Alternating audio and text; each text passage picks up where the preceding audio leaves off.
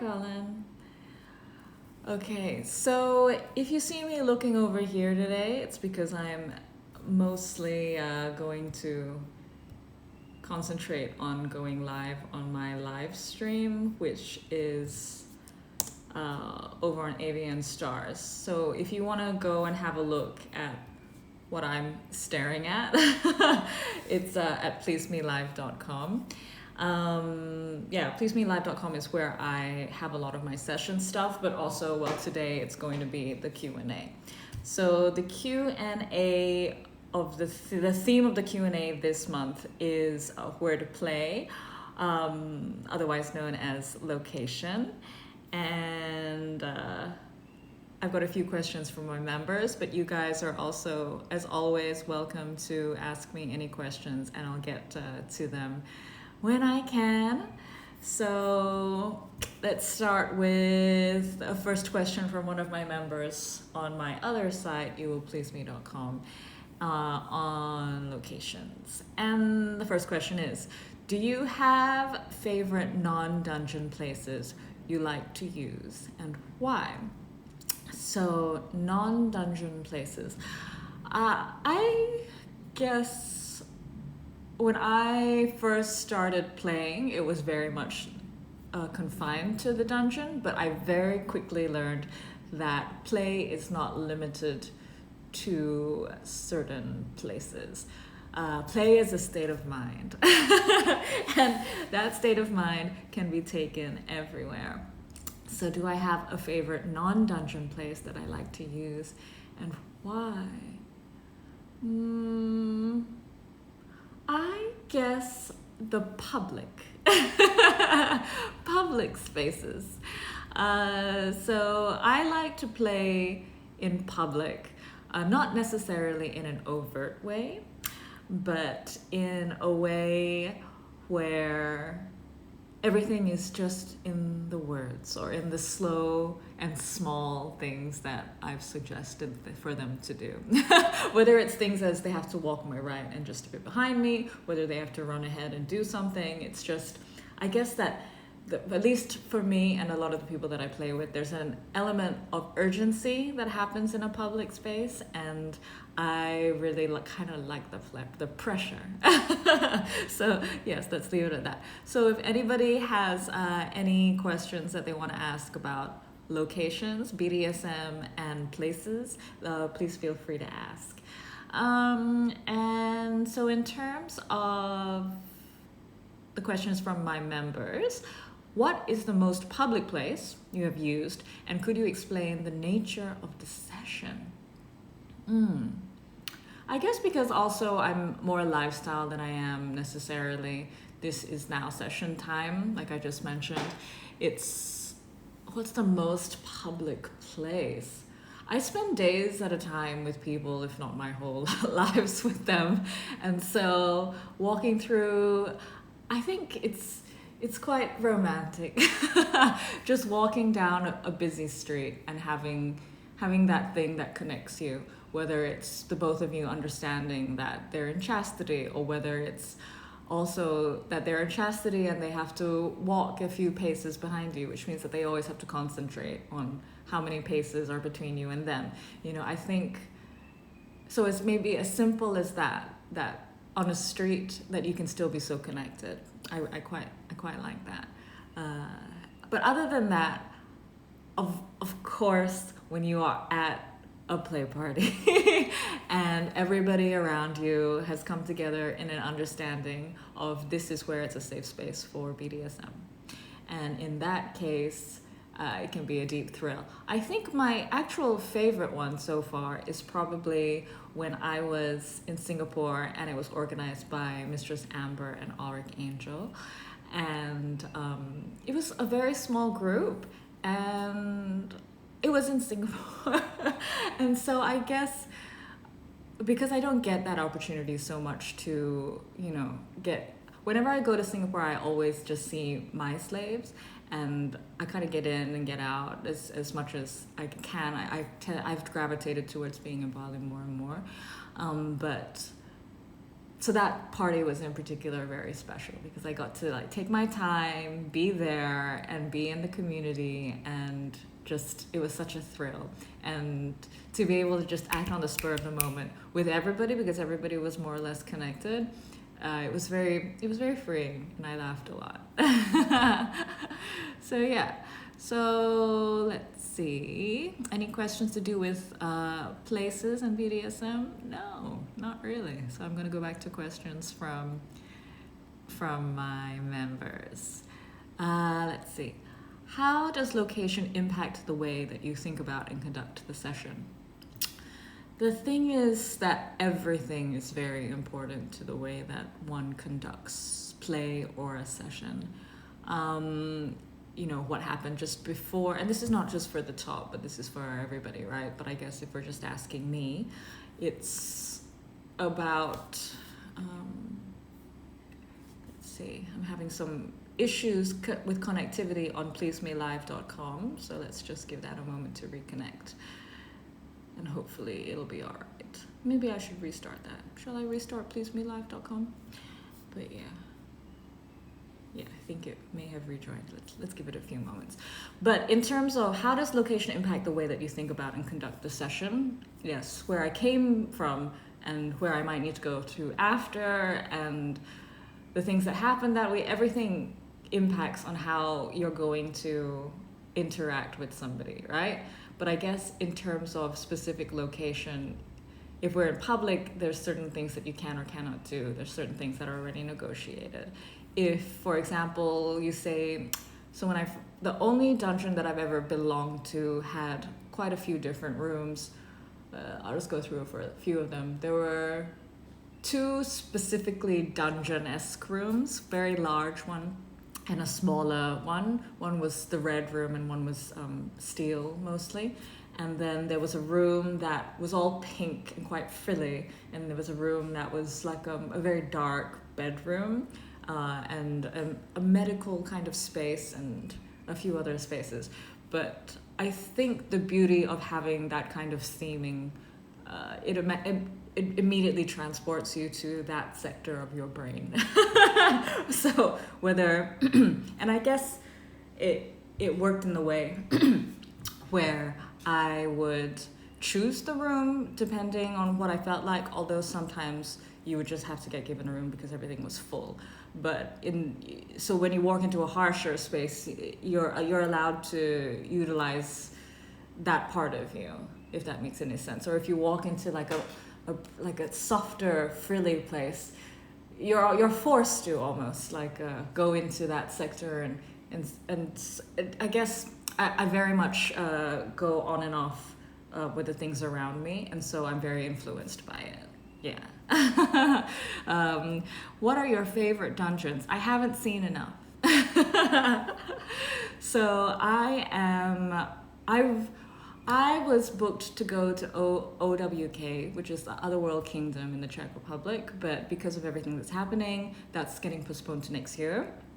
And I was really looking forward to seeing what they have. Apparently they have a lot of outdoor space, which is rare, and so I wanted to really get into that. But I guess my mother dungeon will always have a special space in my heart. Obviously, it gave me so much, and I'm very grateful for it. But Salon Kitties in Sydney, where I just mentioned, had all of those different spaces. It taught me a lot, and I guess it taught me also the different spaces that were possible that I had already mentioned. But I guess what I finally have gravitated towards is a mixture of places, and I do, for my everyday life, prefer a domestic environment, but with a cage perhaps, and probably some restraints and maybe one suspension point. Or more. But if we're going to talk about dungeon, I think the things that has maybe ticked off most of the boxes so far is Avalon, like Residence Avalon in Berlin. That was very sweet. Because they have a lot of facilities and a lot of furniture. But I guess that was the first time that I got to play with a proper underground dungeon space and lock somebody up overnight and have like a camera on them. And I think it opened up to me how much I love confinement and isolation and distance and that voyeuristic thing where I could see them but they couldn't see me. So yeah, I think that was how it was. So I'm getting some questions here about coronavirus, which is very pertinent to the moment, obviously.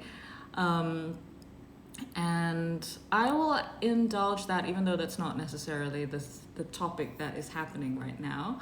But are you still doing sessions with the virus? Well, I don't really do professional things anymore, so I'm seeing the people who I have in my inner circle, and I am seeing over the next few months, maybe 2 or 3, but I haven't actually been taking any new sessions for a long time, and I have had certain things. So if people have been to mainland China, I try to follow Singapore's. I use Singapore's guidelines for that. I talk about it more in an episode of the Safe Word podcast, which is coming out this week. So you can look about that in there. So another question is from another member on youwillpleaseme.com, and it says, in a dungeon location, do you have a favorite piece of equipment? Let's see. Done. Let's try going live again on pleasemelive.com. Seems to be a lot of issues, but yeah. So in a dungeon location, do you have a favorite piece of equipment that you like to use in session? And similarly, say in a hotel, what types of things, i.e. furniture, do you incorporate into a session? Okay, so 2 questions. So the first question, in a dungeon location, do you have a favorite piece of equipment? I guess also because I tend to enjoy prolonged play and a lot of talking and a lot of mental interaction. I like spaces where I can secure people in a seated position. So whether that's like a bondage chair with lots of straps, or whether it's something that they can be, I guess, tied to. But I think, yeah, whenever there's a head, like a properly built head restraint, that is a real kicker. It's a real kicker for me. But yeah, and it sounds simple. There's a lot of other things that you could. The stretcher will always have a place in my life. The birthing chair, I guess, can also be incorporated into.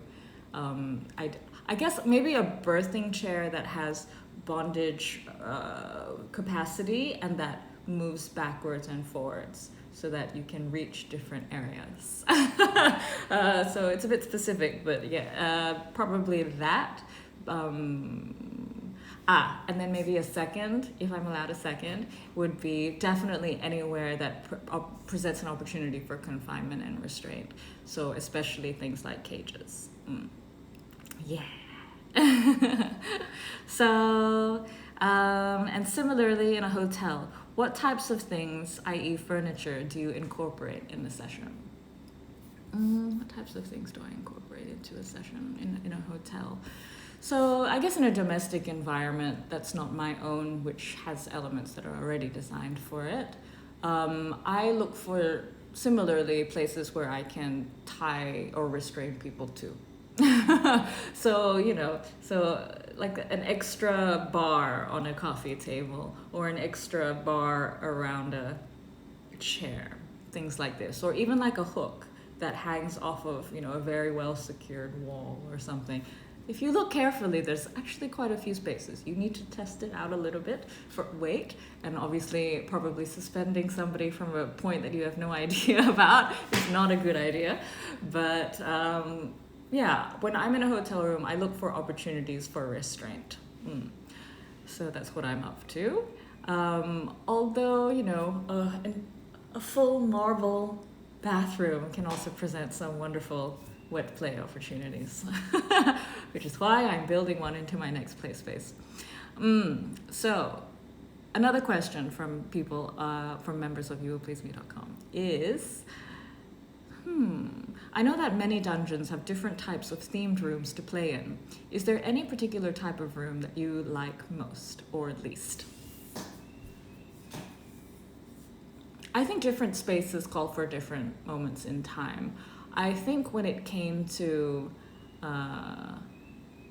let's just take Salon Kitties, for example, in what we call the sissy bedrooms, like the pink frilly room.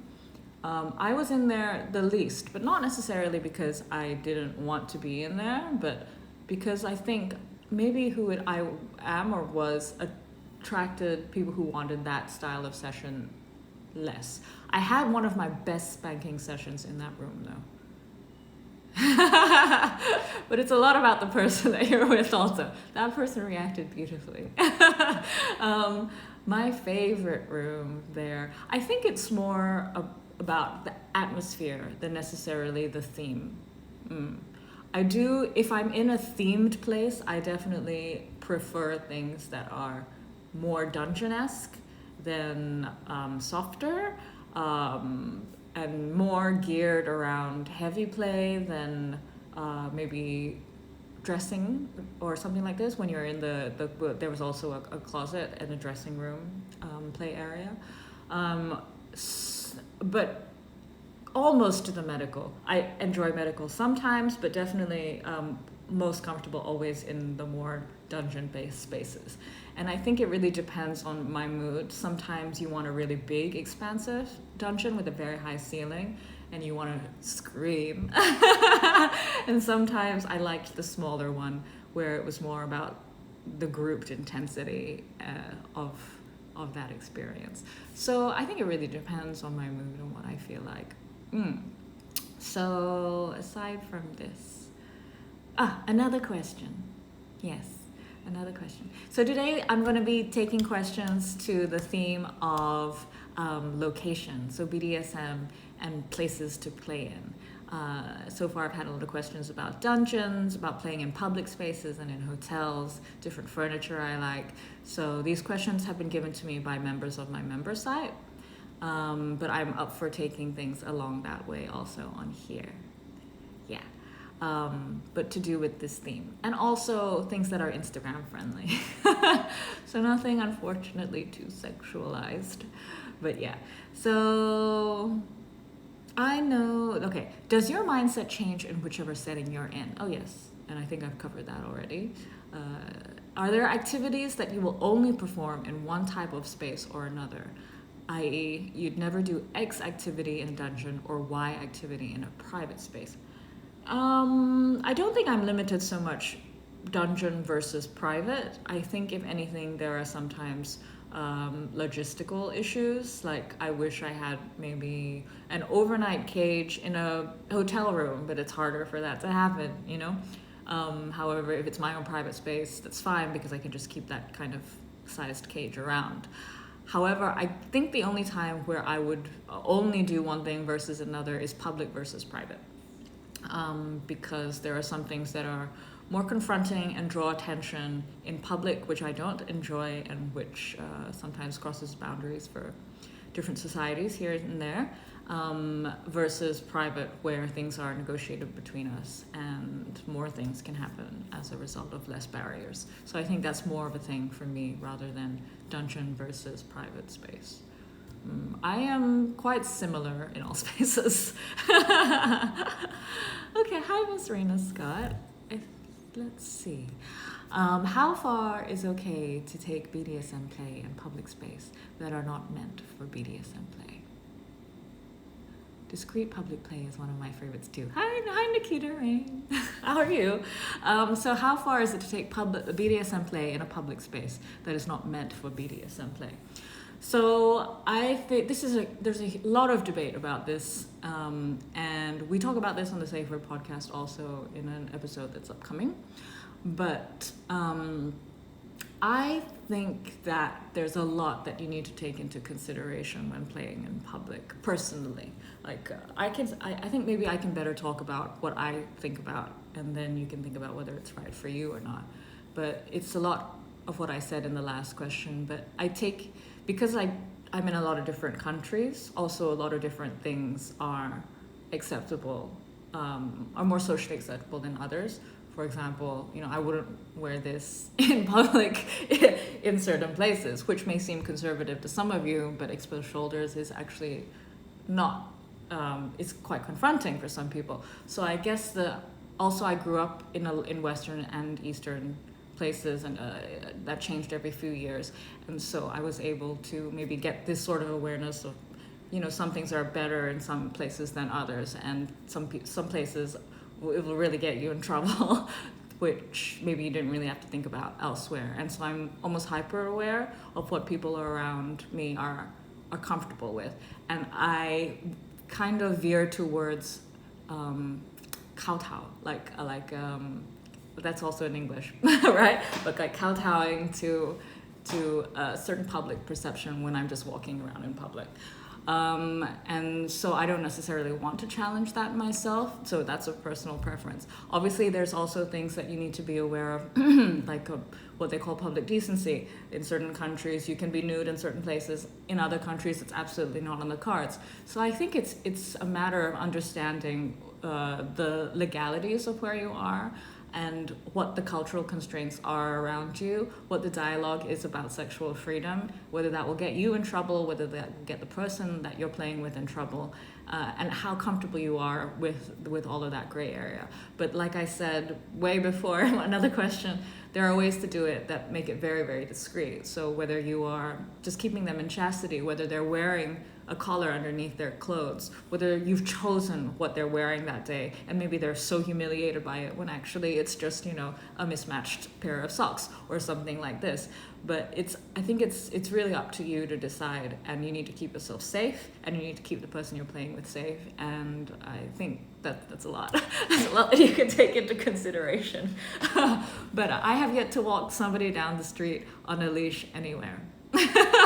But I am considering wearing full latex if I do end up going to London in the coming time, including a mask, because I think it'll be more socially acceptable there, and I've always wanted to do it, and now's the time.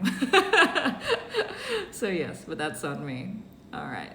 So yeah, any questions that you have about places and BDSM or places and kink play, please feel free to ask them, and I'd love to answer them. I'm going to keep answering things over here. That was done here in Copenhagen. Love Copenhagen. Much more liberal place than many of the places that I go to. So yeah, I could see people finding it quite amusing there for the most part. So that's, you measure for your audience. Let's see. So, do different countries as locations have any nuances or impact you in any way about how you session or interact with the submissive?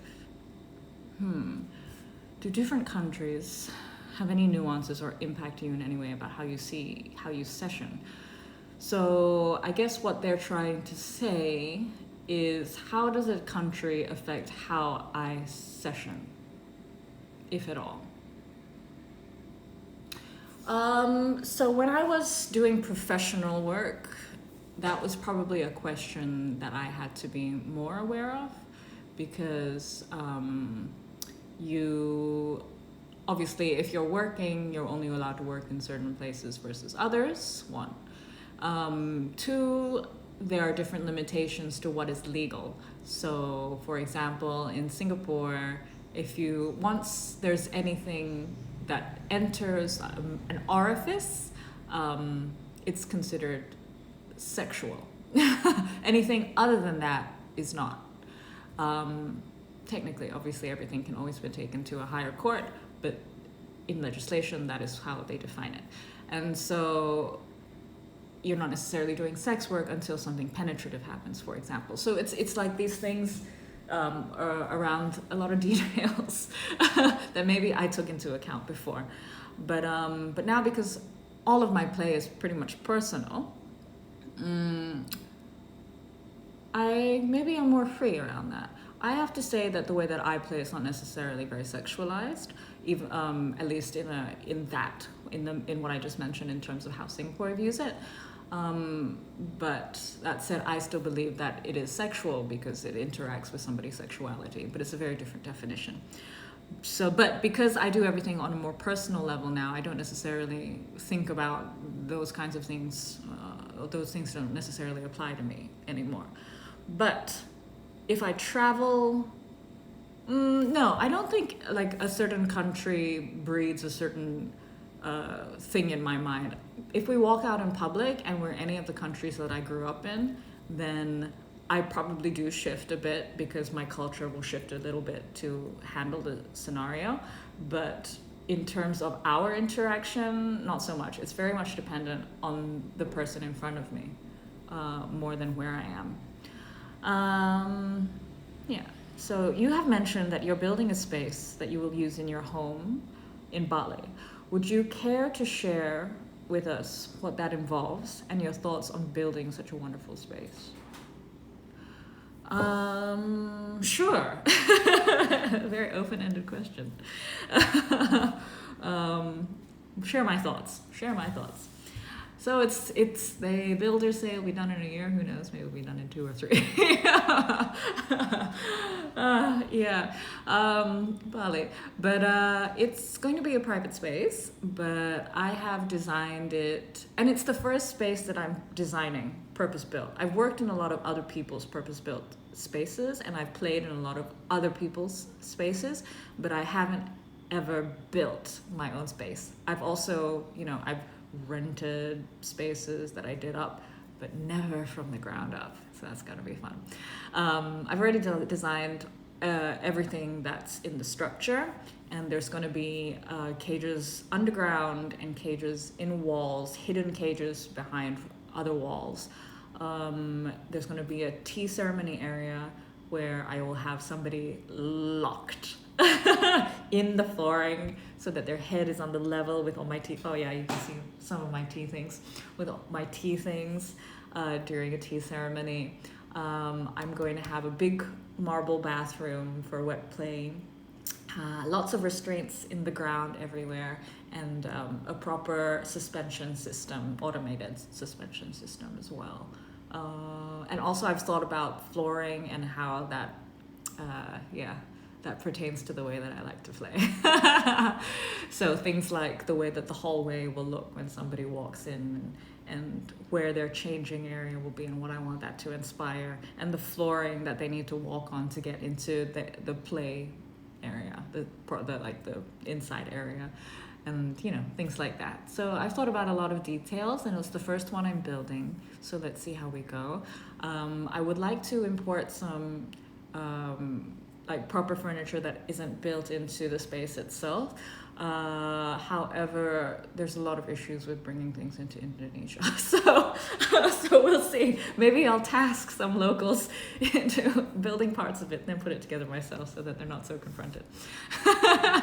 Yeah, we'll see. But I'm also thinking about building a space in a city so that I can, use a little bit more publicly, whether I let other people use it and things like this. A city inspires something different to my home. I think my Bali house play space is going to be quite a relaxing, where my slaves will come in and will probably play for like a very long, extended, relaxed kind of day, 2 days kind of a thing. So yeah, that's what I'm planning for that. So if anybody has any more questions on, or maybe, okay, I think because I'm in the mood, I'm going to answer a few of your questions that aren't to do with location and BDSM. How about that? Let me just scroll through. Do I miss Hong Kong? I miss Hong Kong a lot. I haven't been back since November after the fatality. And then everything obviously has happened since then. But I've started to get requests for events and speaking at events in Hong Kong from May and the rest of the year. So things seem to be settling down. So I really look forward to getting back. Oh, I've missed it a lot. Yeah. All right, let's see. What are my fetishes? Ooh, that's a chance for me to plug Safe Word Podcast, because I talk about my fetishes on one of the episodes of Safe Word Podcast, which is a podcast that I just released. So go listen to that hour of me talking about the things that I love. What are the things that I like to do with my slaves? You'll see that in there also. Am I in New York City right now? No, I'm in Bali with all my tea things. Do I like bastonado? Yes, we can't talk about that too much on here because it's slightly explicit. How do I feel about the Berlin scene? Paintress. I missed that too. Oh, I hope the German fetish ball in May goes ahead. I was so happy that I was chosen for all of their photos. But you know, with everything that's happening, I'm not sure what's happening. So far, they're gonna keep going ahead, but we'll have to see, right? I love Berlin. Your spaces are amazing. Your people are so dedicated. I mean, in terms of the lifestyle scene, I haven't really gotten that involved. But in terms of your pro scene, I know a lot of pro doms there, and they're all so different to each other. And it's really nice to see such formed interests. Yeah. Mia loves. Hi. Do you ever get stuck or stumped on what to say for wordplay? No, because I think my mouth is my biggest asset. As you can see from these Q&As, I can talk forever, which is funny because actually I automatically self-isolate for about 3 weeks a month, and then a week a month I go and I'll see a slave or they'll come and see me. And that's when I'm pretty much nonstop. But my life, aside from that, is entirely silent. Like quite literally, I don't talk to anybody. Maybe the delivery guy. But no, I don't know where it came from. But I have a lot to say. If you got stuck on wordplay, all right.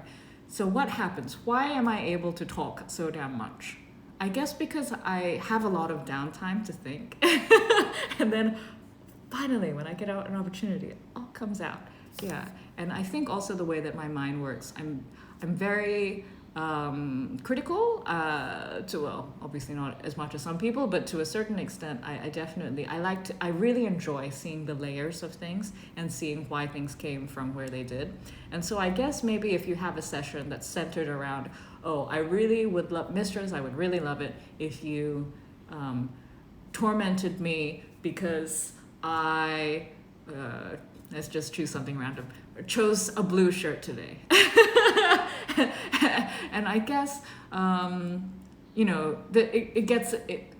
chose a blue shirt today can get really old. But then you can start to kind of go around it. It's like, but, it's about being creative, right? Why didn't you choose a white shirt today? It would look so much better on you. Did you know that this doesn't look very good on you? Obviously, please be playing with safe words in this scenario because people can get emotionally cracked very quickly when you play with words, and tell them to use their safe word around how they're feeling also.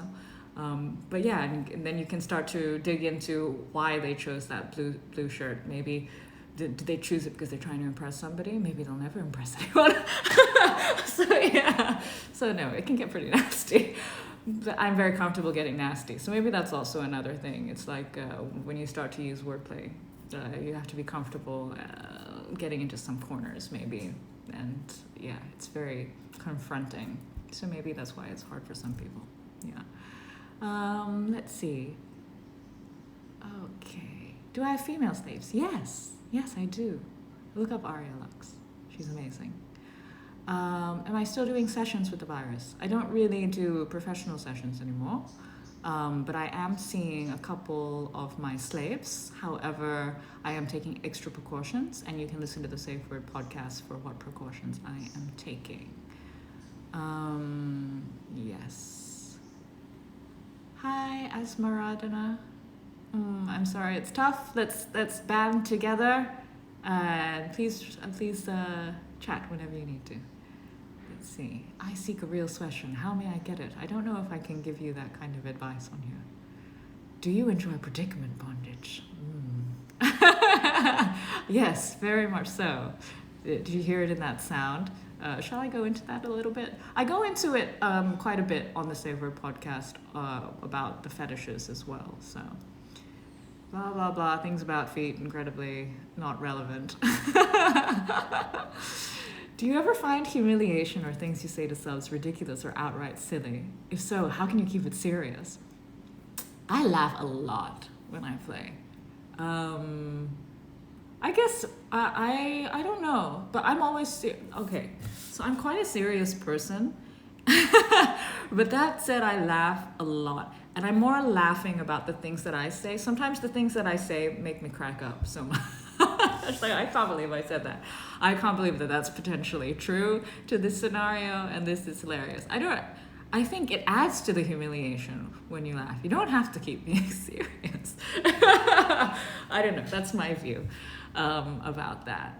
That if something inspires you to laugh, I think some people really enjoy it too. Some people just get even more into it. I wish I could be more explicit there, but get even more into it when you do laugh at them. So yeah, but I guess if you had to keep a serious tone about something that you feel is really silly,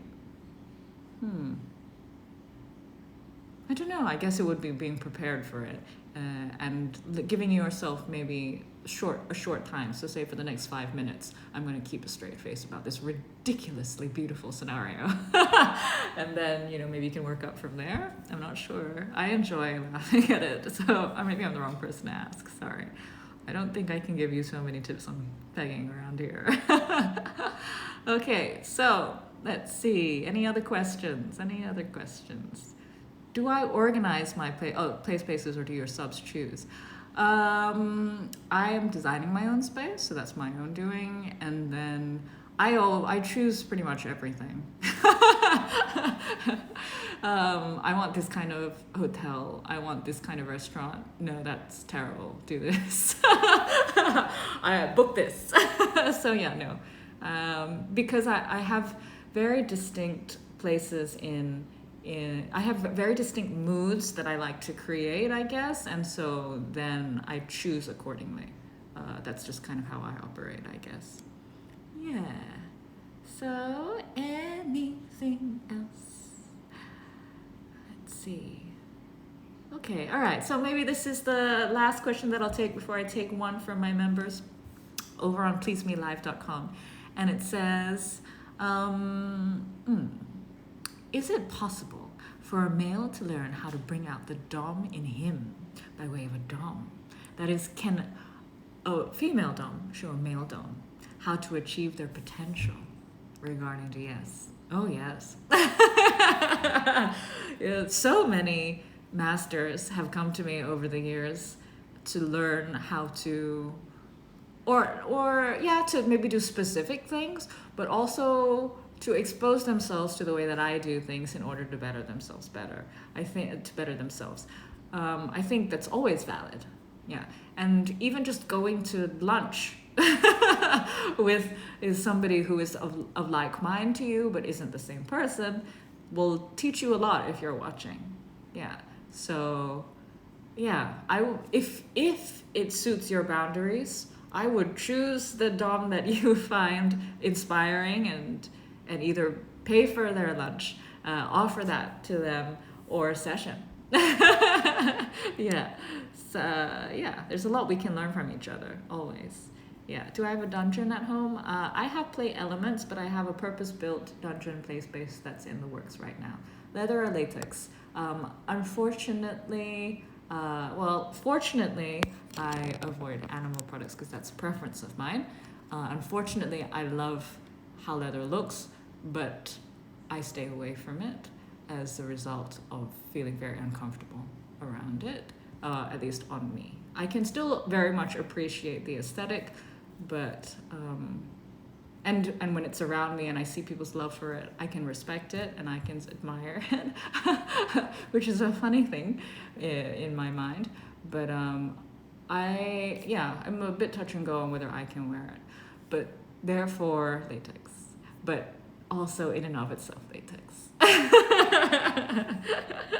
Yeah, so thank you so much. That was really fun. Thanks everybody. So I'm going to answer one from Colin over on pleasemelive.com. Hi Colin, look forward to seeing you soon. But any location you want to go to that you haven't traveled to? At the moment, home is very appealing. No, not that. Oh, yes. Actually, I was planning on going on a trip to Ethiopia. I was very intrigued about understanding a little bit more about historical origins of religion. Even though I don't subscribe to a religion, I quite enamored with that. And I haven't been to Ethiopia, and somebody was mentioning how they also did this trek through it. And so I was thinking of doing that this year, but no, that's off the cards now. Yeah, oh my goodness. Everybody, let's take into consideration what the WHO tells us and try to keep as safe as possible. Think about that we need to be accountable for everybody as a whole. Don't hoard things. Listen to the Safe Word podcast on the coronavirus that's coming out in a couple of days. And keep safe, and I'll be thinking of you. Thank you so much to the people who were respectful on here, and to the ones who were not. I'm glad that you're far away from me. Bye.